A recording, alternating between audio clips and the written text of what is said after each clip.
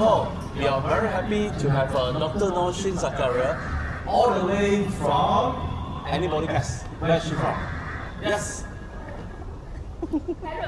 Yeah, one of the Arab country. So which Arab country do you think she's from? Sorry? Messi. Is it Messi? She's from UAE.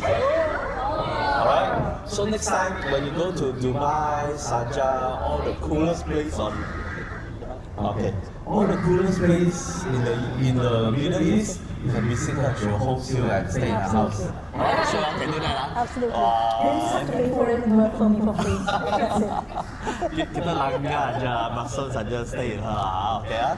Okay, and then she's also doing a lot of work in the UK as well, especially promoting the Islamic faith and Islamic learning to the people of UK. Now, generally, we all know that Islam is a very peaceful religion, all right?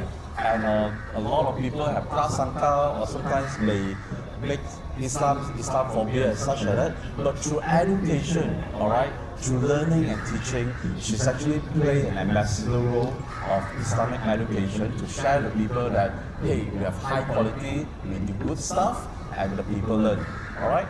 So this is really, really fantastic to have her joining us. And also she do a lot of work in Pakistan as well. And currently she's serving in many NGOs as well as ministry organization in Malaysia. So Dr. Nousheen, thank you for coming and sharing your experiences with us. We're pretty honored to have you join us actually. So the thing is that when it comes to Islamic education, right, the secular world would say that science, technology, everything exists itself. But for people who believe in God, who believe God exists, who has a religion, we won't apologize that we love our God and we love our religion and we actually, every total existence, all right? The sun, the wind, the beautiful scenery and everything that happens because of the will of God. And we like to acknowledge that. And we give God all the glory for all of us in existence, right? So without further ado, I'll let Dr. Nousheen to introduce a little bit about you because I think your accolade is so long, right? It takes me forever. So very briefly, tell us a little bit about you and what you do. Okay, round of applause. Thank you so much for having me here, Keith. And I think you have a longer portfolio than anyone else combined, mashallah. So thank you very much for having me, and it's great to be in Malaysia. It's become my second home now, maybe the first one. This year I've spent a lot of time in Malaysia and I absolutely love it. And you were talking about faith, Keith. I think the kind of multiculturalism that you find in Malaysia, the kind of inclusivity that you get in Malaysia, I don't think I've seen it anywhere else in the world. We are a model nation, right? Malaysian model nation, right? Yeah. I completely agree to that and I second that, and I've got so much love working in Malaysia, so much respect working in Malaysia in the last 1 year. Thank you so much to all the Malaysian people for having me here. A little bit about myself. So I'm Dr. Nousheen Zakaria. I did my PhD from the UK and I lived in the UK for around 10 years. I'm a tech entrepreneur actually, and I started my tech company in the UK as well. Then I moved to Pakistan for some time. And I started my tech companies there as well. I started a co-working space there. And I got into Islamic literature and publishing because I started a school as well in Pakistan for my own children. So the journey was very personal. I was looking for a school that was, Islamic, but also, like you have schools in Malaysia, very playful, very futuristic, combined with the discipline. And I couldn't find that kind of a school, so I started a school. When I got into the school, I realized that the children's books were missing the tech part. And they were far away from, the Islamic children's books especially. They did not have the color, the aesthetics, So we started working on children's books. The first book that we published was My Quran Journey, and it comes with a free app for the full Quran for children. So it was a very nice, attractive, colorful book that we designed. With lessons and activities in 15 different languages. And then I did more research around that, and I found that the children literacy all over the world is going down. Children are losing their habit to read a book. And I was like, why is that happening? And I asked myself this question. And then I also, as a researcher, because I'm a researcher first, so everything is data for me, you know. So I was looking at my own children thinking, how are they reading? I was looking at the school children thinking, how are they consuming the content? And we figured out that the children are not just reading the books for literacy, but it also comes when they play the game, they're reading the content. It also comes when they're watching something on YouTube, and that is consuming. Now, good or bad content we can see, which is why we came up with this initiative to make the books accessible for everyone around the world. So we launched Alif Kids, which is what we're going to talk about. We wrote the books as a physical copy of the book, and then we put the book online as a digital version. We created the animation of that book, as well as then the book is then, you can place an order and get the physical copy of the book delivered to your home as well. So it's like a full-scale version that we built. Then we also focused on working on Abdullah and Fatima. Abdullah and Fatima has got 12 books inside, but it comes with the games, the app, interactive activities, everything combined. So we are trying to make the whole infrastructure for children to use and combine reading to upgrade their literacy skills. So that's a little bit about me. That's really cool. That's quite long, right? Okay, so of course you My see, life history. yeah, when you speak to learned people, right? Sometimes we all go to school. They say, "Hey, say a few words," right? Kita takut kan? But the thing is that when you give yourself more opportunity to talk, and then as you grow, you gain experience, you build your modal insan, you build your human capital. So anytime, I would like every one of you given an opportunity to practice the skill. When people give a mic, you should be able to say something. Not only relying on ChatGPT or AI to answer your questions, but the modal insan inside you is something that nobody can take away. Your authentic intelligence is more important than anything. Alright, so the thing is that another question I want to ask is that Sina Publications is your company, right? And basically you work very hard on this, but it's actually quite a young company adopting a lot of new tech as such. People always ask, religion and tech, does it combine? But we like to believe that everything to do with technology, science, reaffirm our faith every day. Absolutely. As such, right?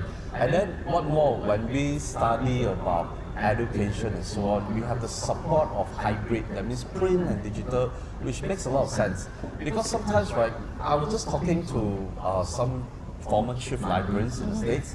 The actually worrying trend is a lot of people are not really reading these days. Yes. They're constantly distracted by social media and stuff like that.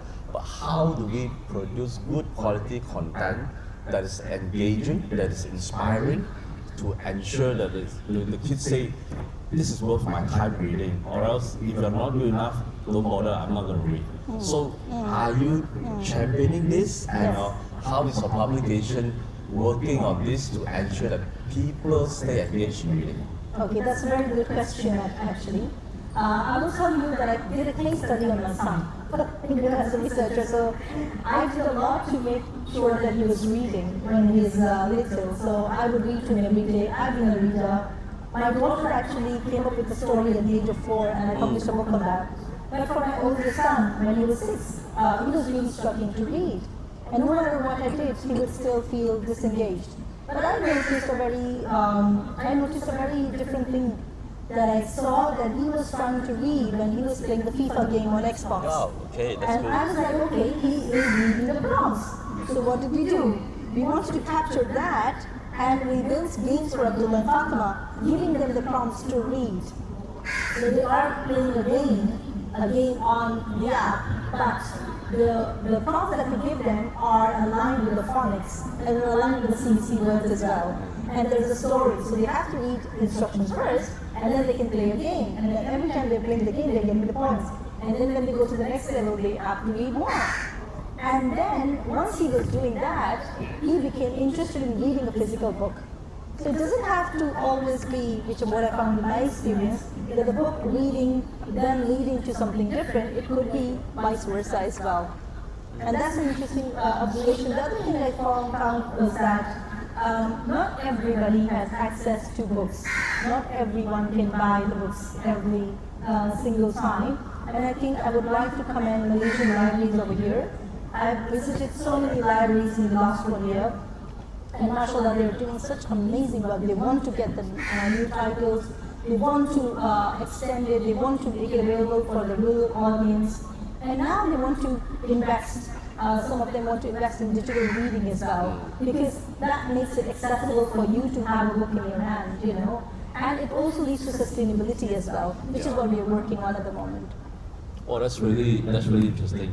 Now, the thing to note is that one thing I like to comment, because I serve with the Librarian Association of Malaysia. Actually, our librarians are doing a lot. Though many of them are unsung heroes, but they're doing a lot of programs. Like say, sometimes go to the library, whole year round there's a library program. Yeah. If you're bored with life, or you're bored at any time in life, you just go to any library. There's definitely some program going on. So that's one of the ways you do. Very interesting, you were saying that sometimes what's the motivation for them to read, right? You talk about FIFA, about football, right? Almost every guy, football is a religion, right?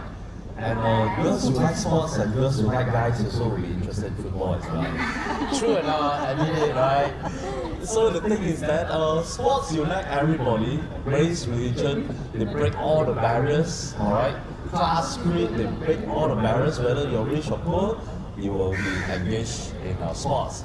And it's one of the good ways to have a thematic on sports as well to learn. But one of the ways that I think I'm very interested about is that your work in the UK, in Britain especially. Now the thing is that you speak very passionate about representation as well. Why is it important for Muslim children in Britain to get exposed to your books actually? Share a little bit about your UK experience, because local they are all expert. They listen to many talks already. We want to hear from your experience in UK, how you did it. Yeah, I would actually like to share another observation here before I get to answer that question. I met, when she's here, Zulaikha, she's looking at her phone. Hello. I met Zulaikha, mashallah. I keep telling everybody now, the whole Malaysia would know. She's the reason I'm here today. She works for the Malaysian Book Authority, and mashallah, wonderful person. I met her last year at the Abu Dhabi International Book Fair. And she said to me, you come to PBKL, you know, and it was like 2-3 weeks away. And I said, well, I'm here, I have to go to UK, and I don't have time to come to PBKL. She's like, we have so many visitors in PBKL, you'll be surprised. And I was like, okay. And in 2 weeks' time, I booked my flights, I booked the booth, and that was the last booth left maybe in PBKL. It's so busy, mashallah. I came here. And what I saw in PBKL was astonishing. I mean, she was true to her word, that there are millions of visitors in PBKL.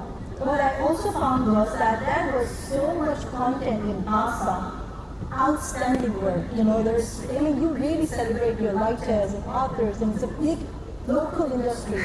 But when you go to the UK, you realize that representation is completely missing. You know, there's very little.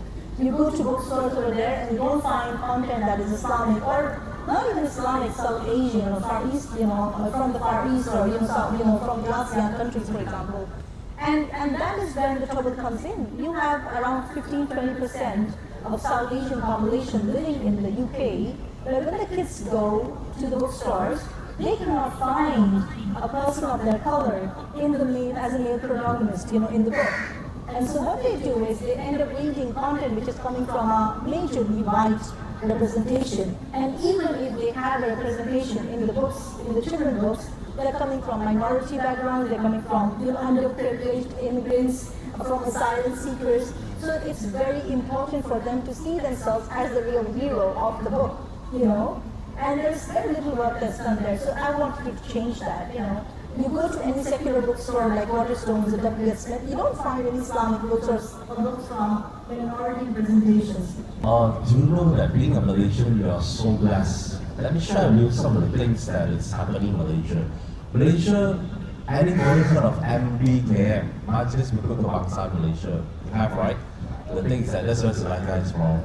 And then in the English terminology, is the National Book Council of Malaysia. So National Book Council of Malaysia is part of Kementerian Merdeka, and they're doing a lot of things to champion learning and reading especially. in partnership with other government agencies as well. And then also along the way, we have Kota Buku, who actually organized Kota Baca with the MPIC, the Malaysian Book Industry Chamber, which comprises all the bookseller, book publisher, book importer, exporter. So Malaysia have a very powerful vehicle and engine to promote reading and learning as well. Now, the thing is that one of the mission for Kota Buku to be established is to market Malaysian content to the rest of the world. They build platform, they have a lot of marketing initiative. So if you have a good story to tell, right, a Malaysian good story to tell to the rest of the world, you may actually approach Kota Buku, or sometimes you can go to PNM as well, our national library. They will promote the Malaysian talent, and if your book is of quality, they will send you overseas to UK, to Frankfurt, to London, to China to showcase your book. Alright? But one of the important things for now, when you want to reach the world, is generally the main denomination of language that connects the world. What language is that? English. English, right? So you should sharpen the English, and when you sharpen the English, you give them more opportunity to the international scene. Now, through learning and experiencing learning in English content as well, the mother tongue or Bahasa Melayu is the most important language over here. But when you conquer English, your chances is much more. Like say for example, in Indonesia, we work with the National Mosque, we work with the Merdeka Mahasiswa Islam itself. We actually champion English for them to learn. Now, even though they are sitting in Indonesia, but they can work from home now, right? For a British company or a German company and stuff like that, the pay can actually be 10 times, doing exactly the same thing. But the cost of living is much lower in Malaysia. That's why we need books like this to help connect us to be international citizens. Why you make much more money than the normal friends that makes with. Alright? And you have an international passport, international citizenship where you can go very far away. Okay. Sorry, I would like to say, I think you also have grants in Malaysia for Malaysian writers as well. Yeah, true. Right? We have grant. National Library have grant. Kota Buku have shown a grant. If there's a good story now, approach that. Yeah, and then also, one of the reasons for launching Alif Kids was that, my 8-year-old son, he also published a book after that, and he published his book on Media Now. So when you see that publishing is easy, when you can see your content there on a digital platform and how quickly it can transform to a book, you feel inspired to do the same as well. So after I published the book of my 4-year-old and it became one of the best sellers in PBKL, my son was also inspired to write the book. And then you can post it anytime on Alif Kids, and the digital platform makes it easier for you to actually post your book and get it published. Also, I would like to say that if you're anyone of you interested in publishing, there are so many platforms, including My Book City, where you can post the book, and then you don't have to print in bulk now. You can also print by Exactly. So it brings the cost down. You can print by the order, and there are so many companies that are doing that as well. Book on demand. Yeah, actually, because of technology, all right. Now, last time, right, I worked in the book industry for 37 years already. So by 37 years, I'm actually very old. So the thing is that last time when your son, say 5 years old, say that and this story to tell, is different. Then you onion the family, ask the publisher, how my son to publish the book? He said, black or white color. How does it judge? If it's black and white, you must print at least 1,000. Wow, 1,000. If it's color, 3,000. Then but your son may be the future Nobel Prize, right? He's created in that sampai. But now with technology, you can do print on demand. Even though you want 10 books, you can actually publish 10 books. Now, the other thing to do with the trend is that at this present moment, if you look at the sale of books, majority of the books is still in the printed format. Maybe more than 95% of the books sold in Malaysia is still in the printed format. Now, digital format actually government plays a very important role, because the thing is that a lot of people find that they want to read something digital, there's no physical thing that I can hold on to. So maybe I don't want to pay for it as such, but some who reads it on demand. That means I want it now, I want to read now, then you can actually get the book digitally, instantly. Alright? But the government plays a very important role to provide digital free books for you all. Let's say, for example, if you're a member of Perpustakaan Negara Malaysia, the National Library of Malaysia, you just become a member with your ID, alright? You can have access to press reader, 7,000 newspaper magazine, anything you want to read, anything magazine. National Library give you these things, Perpustakaan Negara Malaysia give you all these things. This is your right and your privilege for being a Malaysian citizen. Many countries desire it, but they're still waiting for budget for Malaysia appealing to every citizen much more, basically. Sarah, Abang Jo give National Geographic press reader to every citizen. Say for National Geographic, right, you can read the first issue 1888 until today. 100 over years of National Geographic magazine there, National Geographic video, National Geographic comics, National Geographic ebooks, all has, alright? So this is a very good thing of being Malaysian.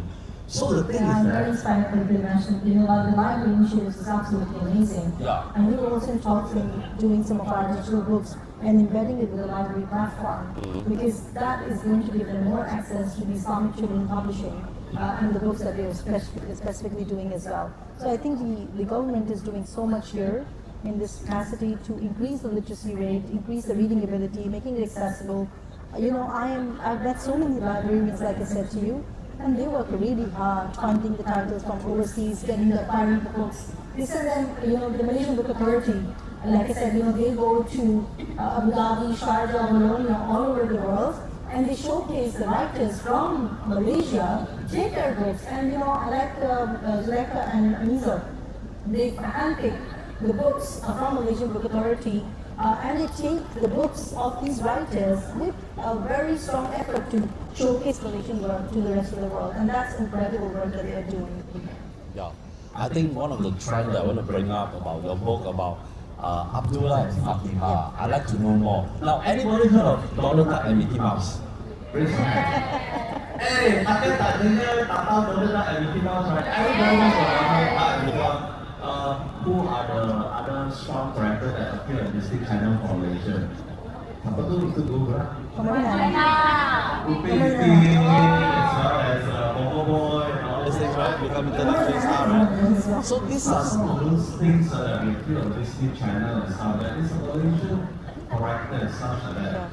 So I'd like to ask, what's your aspiration of having Abdullah and Fatima become a premium or a recognizable character? What's your hope? hopes and aspiration of where you want Abdullah and Fatima to go? Yeah, I mean, Abdullah and Fatima, I named that because they are the name of my children. And It's very personal, right? Personal, yes. I said in one of the Islam channel shows that I was invited to that I don't have to pay royalty to anyone. I can use their names, you know. So Abdullah and Fatima are the name of my children, but I think they are also representing Muslim children around the world as well.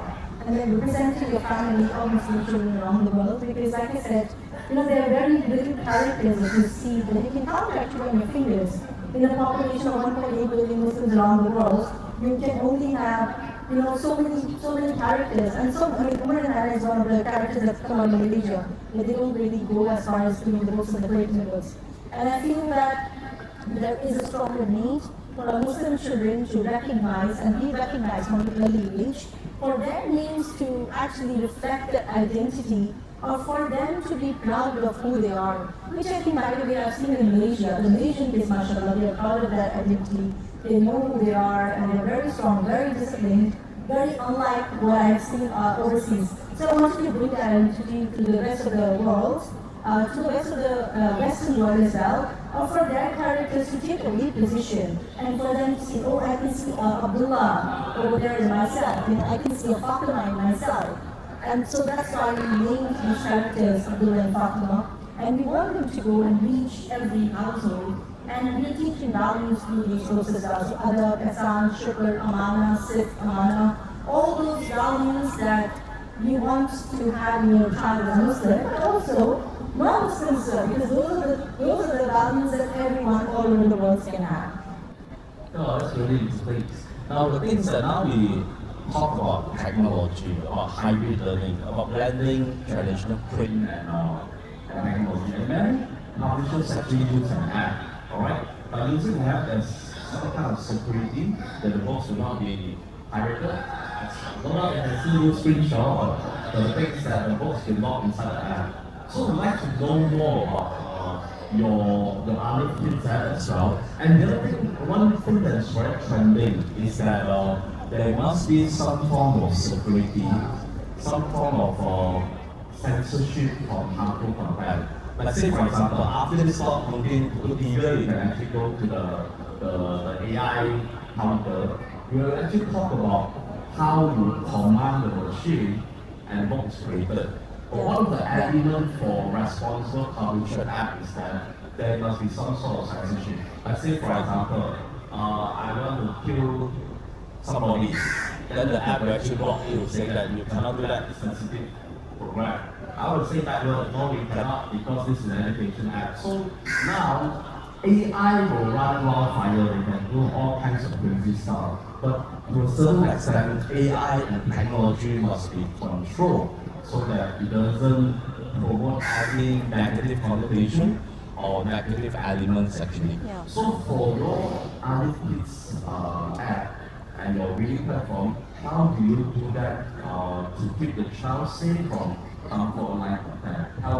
Right, that's a very good question. Actually, all of our books on Alif Kids are written by real authors, and I'm one of the authors on Alif Kids, and all the Civil Productions books are combining education, technology, science, along with learning. So we go as far as we done like around 102 titles, so they're all women-led. We don't use any AI to write the books. We do use to only proofing sometimes, like Grammarly or AI or something like that, and that's what we do. And all the books are coming from an educational perspective. And the themes that we have written on in Alif Kids are very specifically chosen. So for example, I wrote 6 books on social emotional learning in Islamic perspective, Then I wrote a book on reflecting the signs of Allah in the wonders that we see around us, Then we wrote a book on Tadabbur, Tafakkur and Tashakkur, reflecting, thinking, asking, and we thankful to Allah through a poetry-based way. So I did like Under the Snow, where children are thinking, every other wonder, what happens to animals when it's snow outside and they go into hibernation. Who teaches them that they have to go into hibernation? Who told them that they have to go and pick up the carrots and store it in the pantry, they don't have anything else. So and then linking it with the names of Allah as well. So all the books are written from scratch, and they are written with the perspective of what we actually want in the school as well. What are the current themes that we want in the school? Mindfulness, encouragement, wonders, miracles around us, things like that. So our themes are very specifically chosen. And then they also include science of reading as well. So for example, I don't really believe in a phonics-led approach to reading. I believe that reading has 2 parts. There's a phonic part, but there's an understanding and a part where the subject integration is very important. So when we are building those readers, we integrate the science of reading approach in our books. It's coming from an educational perspective. It's coming from a lot of research-backed data that we see in our school and elsewhere. We have a research department that researches on the things that we should be doing for our children, current themes. And current themes coming out even from bullying, even from cybercrime. We've done a series actually on AI and robotics and simple logic series where we're teaching children to code in their mind, in their daily lives, before they go to the computer. So simple things like, how do you actually, do you brush first or do you change first? So because there is a logic and there is a reason behind following a sequence, you will obviously brush your teeth first and then go and change your clothes. And this is the same thing that translates into programming language. So we are teaching simple logics through these books as well. So all the themes that we cover in Alif Kids, they are from a research-backed approach that we have as educators. Apart from that, Alif Kids, you can actually read it online. You can watch the book as an animation, and you can order a physical book into your hands as well. So Alif Kids give you access to all that. With the Abdullah and Fatima book set here, we have the books. We have the 12 books here. Plus, we give them a card here, which is a card which is an access to the app. It has a code at the back.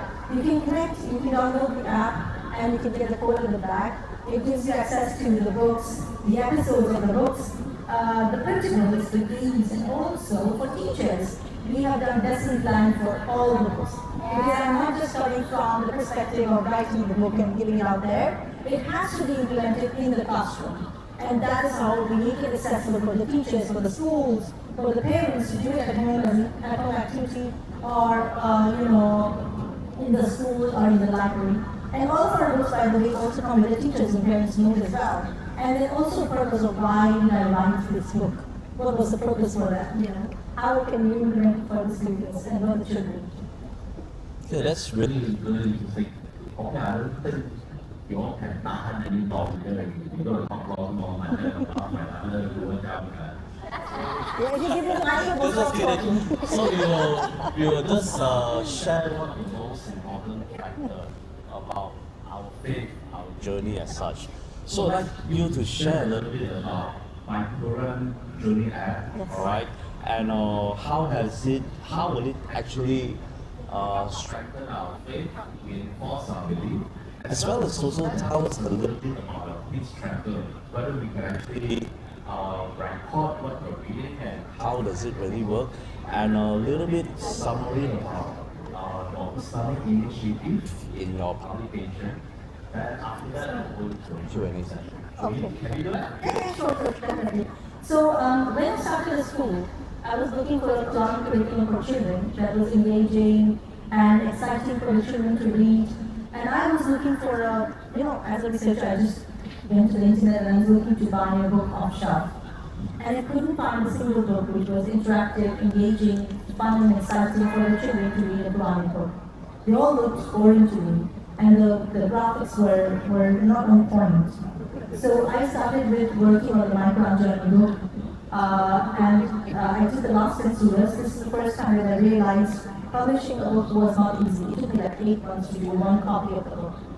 And then my husband and I, we were talking about it, and we said, well, how long will it take to do the full Quran? And I was like, it will take me, until maybe I die or something, that, it's a very big project. So then we converted the entire book into the app.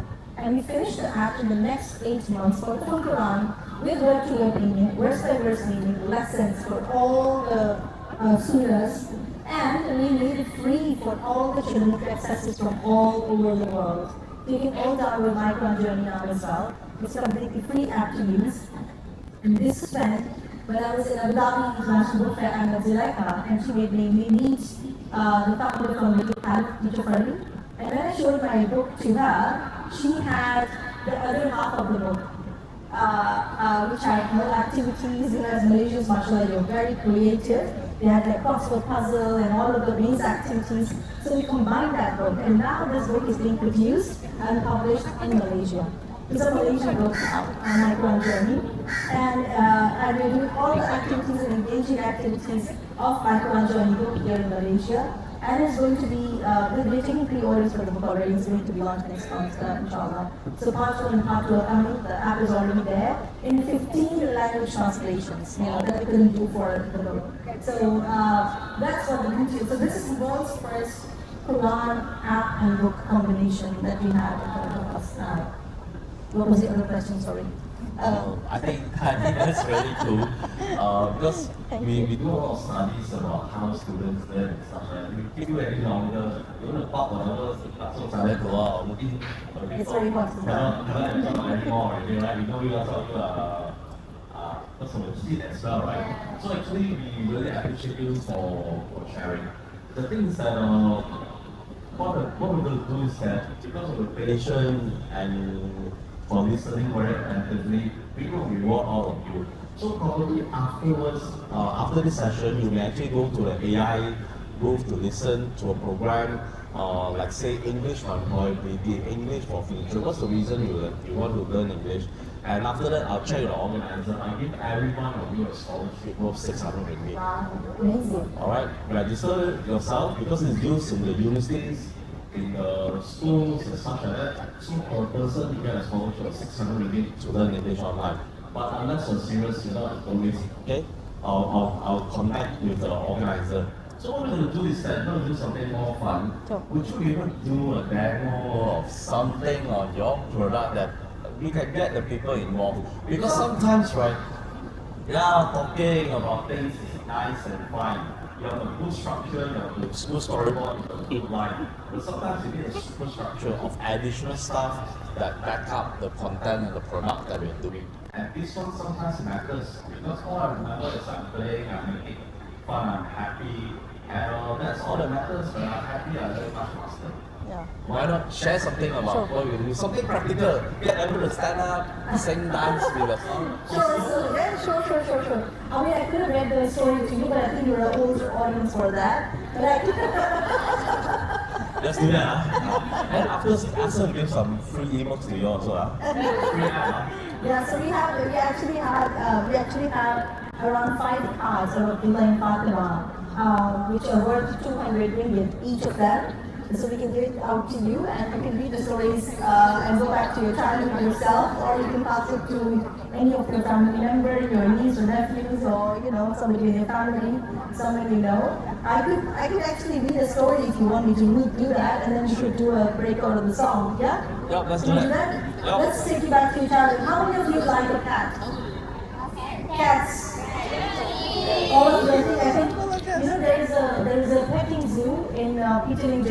Have you been to that one? My kids go there every single day. I've got them a yearly membership now of the petting zoo. So I'm just going to read Fatma's story friend from here. Any volunteer? One person? Come. Teacher. Okay. That's it. Go Atifa. And can we have Fatma's furry friend on the screen as well? I'm going to show you how we are actually making the books move to the turn. Okay, Fatima, are you ready? So she will be Fatima. She was Fatima, right? Okay. And your mom? Okay, let's I do can be it. Fatima's mom, okay? So you can read Fatima here, and I can read the mom here, okay? Okay, go ahead. All I'm too young to be her mom, right? No. Okay. Okay, so can we have Fatima's furry friend on the screen? I think they're trying to put it up now. Wow, she very brave. But also not good read. What's your name? My name is Alif. Atifa. Atifa Naga Fatima, okay? And Fatima's mom. Okay, so I'm converting you into Fatima. So this is you. Look, see, right?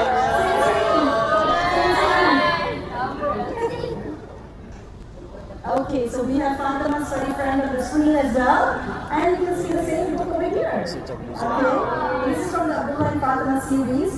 Okay, so Fatima and Mama were playing outside on a rainy day, like we usually have here in KL.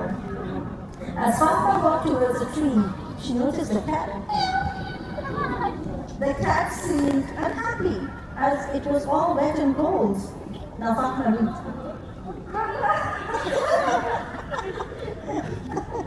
Mama, I found a cat. She is so wet and looks scared. Can we take her home, please, Mommy? Yes, Fatima, you're right. She must be feeling cold too. And I would never allow a cat to be home, but this time I will. Let's see what the mom said then. Fatima and Mama brought the cats home. Fatima wrapped the cat in a nice fluffy towel. Aww, the cat loves my towel. It is keeping her dry and warm. Yes, dear. Did you know that our beloved Prophet Muhammad sallallahu alaihi wasallam was very kind to animals? Okay, now this is Abdullah. I will read Abdullah's part. SubhanAllah, a cat in our house? How did Mama even agree? Well, she did it. And Mimi is our little guest. Yeah, a funny guest. Or maybe Keith could have been Abdullah. Okay. What do you think of the name for yourself, Mimi? You're my Mimi now. You're my Mimi now. Can you all see him now? No, that's not a very nice meow. I want a cute meow. Okay. Okay. Papa, look, I got a cat. Fatma, did you know that our Prophet Muhammad sallallahu alaihi wasallam once told of a woman who entered paradise simply for giving water to a thirsty dog. See, that's how rewarding it is, my love. Subhanallah, that is amazing.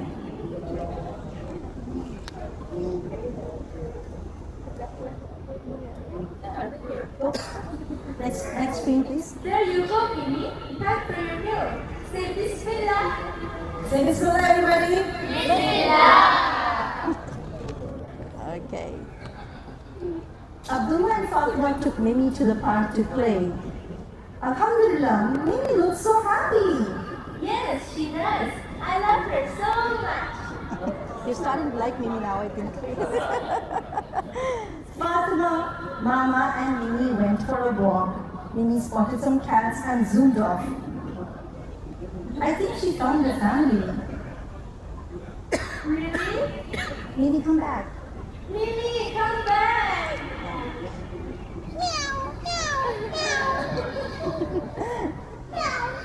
Fatima felt really upset as Mimi left her to be with all her friends. But what about me? I kept her safe too. Oh, yes, my dear. You did. May Allah reward you for your kindness. The next day, Fatima had a bright idea. She gathered her friends to feed the stray cats. All the cats are so happy. Yes, Alhamdulillah.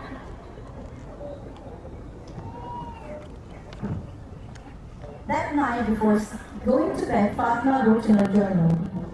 Inshallah, I will always care for animals, big or small, because it pleases Allah. Alhamdulillah. Very well done. And that's the end of the story. Did you like the story, Fatima? Yes, very good. Okay, so Fatima, here wins the card from Abdullah and Fatima for a 1-year subscription of the app, which includes the books, the games, and the animations, everything. So you can read more books then, right? Anybody have any questions for doctor? Anyone? And can you see that just from the book, we can make it so engaging for the children to actually see the animation as well. And that's the power of translating the books to the animations and the animations to the books. So it's not replacing one of the other, it's just making it more relevant to our children now and making it more engaging for them. Actually, role playing is very important. In fact, like reading like that, if you have a younger child or a young baby or something, Or sibling. sitting on the mother's lap and read, oh, that's the best place in the world to be. Even we become old, we still remember a day that we sit on our mom's or dad's lap and reading. That's the most fulfilling, secure place ever to be. Absolutely. Absolutely. Right? And I think with this Abdullah and Fatima books, I was sitting with my own kids and we would role play for Abdullah and Fatima books that we have written, just like we did today.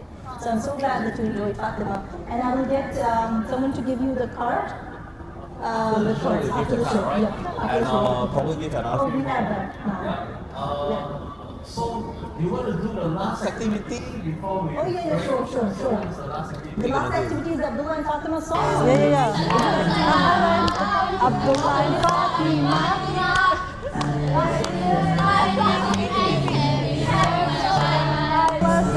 Salam. Abdullah and Fatima.